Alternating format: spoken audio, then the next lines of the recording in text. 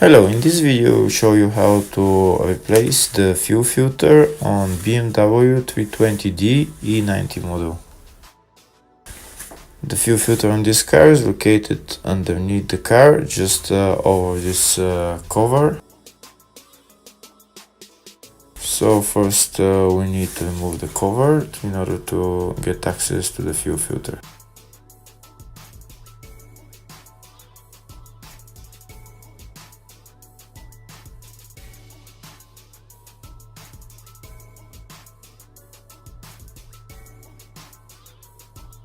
And that's the fuel filter right there. Next we need to remove the clamp on the left, and then there is another clamp on the other side that we need to remove. Afterwards we remove the bolt that holds the fuel filter, and then we can disconnect the fuel filter from the hoses.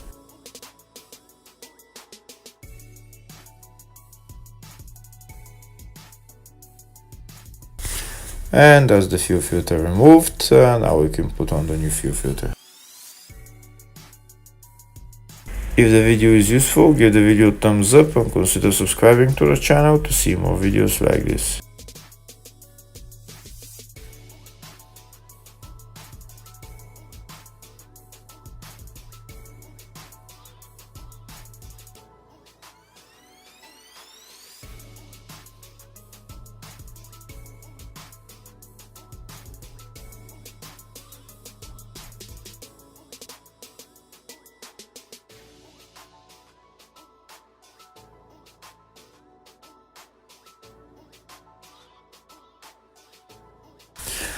We assemble everything in the same way, and then we go inside the car, and we'll try to start the car. This car has electric supply fuel pump, so we need to turn ignition on and off about 5-10 times in order for the fuel pump to bleed the fuel system, and then we can start the car.